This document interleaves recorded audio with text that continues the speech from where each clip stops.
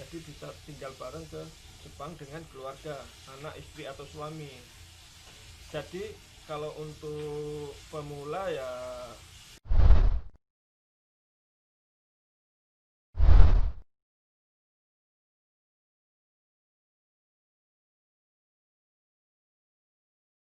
Halo, selamat pagi semua. Ohayo gozaimasu.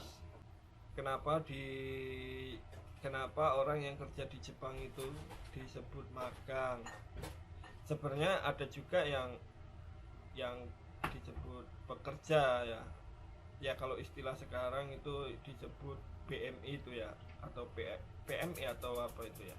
Buruh Migran Indonesia, BMI. Tetapi kalau untuk yang ke Jepang ini memang kasusnya beda. Kenapa tidak disebut BMI ataupun TKI? Sebab ya sebab magang ini ya magang ini tidak dianggap kerja, walaupun kenyataannya memang di Jepang ini ya bekerja cari duit. Karena di Jepang itu ada undang-undangnya ya, tidak boleh merekrut orang asing yang tidak mempunyai skill atau keahlian. Kalau yang mempunyai keahlian itu ada sendiri, tetapi untuk magang ini ya magang training. Kalau untuk yang kerja ini kan minimal itu biasanya lulusan D3 itu ya. Kalau untuk yang engineer atau spesialis in humanity atau service internasional itu biasanya minimal D3 di bidangnya. Misalnya untuk yang teknik IT misalnya, terus di permesinan misalnya, yaitu minimal D3. Atau yang penerjemah, nah itu syaratnya minimal minimal itu lulusan D3. Lalu untuk sekarang ini ada lagi yang namanya visa Tokutegino.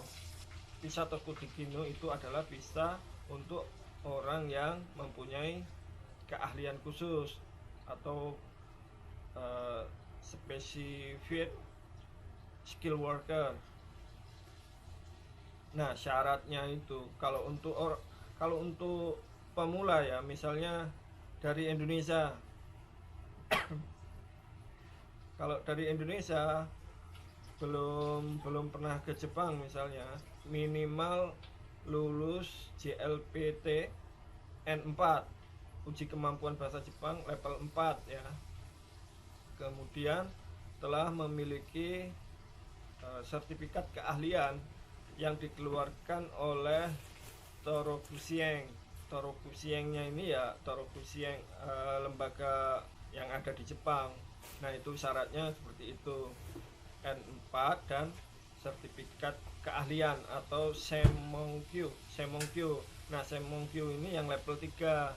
Nah itu baru bisa ke Jepang. Tanpa lulusan D3 bisa Tokutegino itu. Tetapi untuk yang magang ya lulus SMA, SMK, STM itu bisa. Nah itulah mengapa sebabnya di Jepang itu tidak menyebut yang magang ini TKI. Ya karena memang bukan TKI, dia magang, statusnya magang di Jepang itu magang, training. Ya walaupun kenyataan memang cari duit.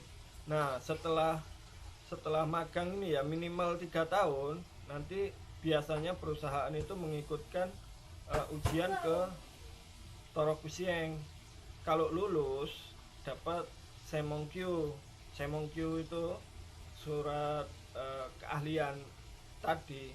Misal kembali ke Indonesia bisa ke perusahaan lama atau perusahaan yang lain di bidang yang sama, itu bisa. Untuk bahasanya udah nggak perlu lagi kalau pernah magang 3 tahun itu.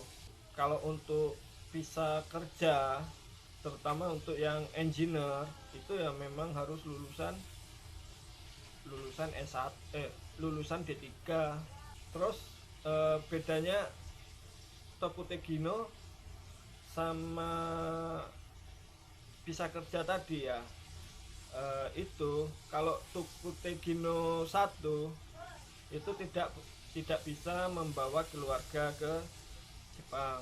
Tetapi kalau visa engineer itu bisa membawa keluarga ya. Keluarga itu maksudnya keluarga inti, anak, istri atau suami. Itu bisa diajak ke Jepang asal gajinya itu bisa cukup ya, mencukupi.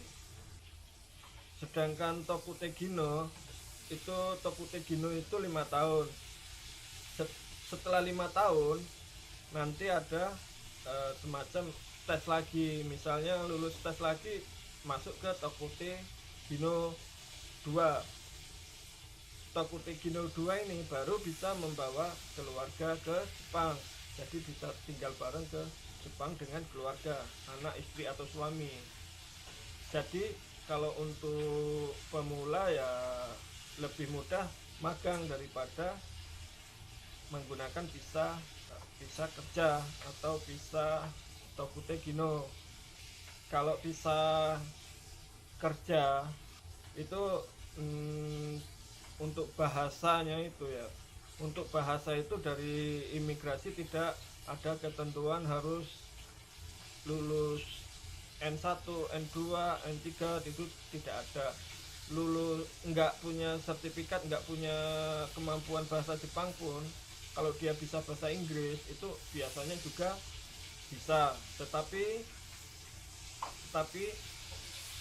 itu baru syarat dari imigrasi. Tetapi kan ada syarat lain dari yang merekrut, dari perusahaan. Misalnya perusahaan meminta untuk yang bekerja di perusahaannya minimal bagi orang asing itu lulus N2 misalnya, seperti itu.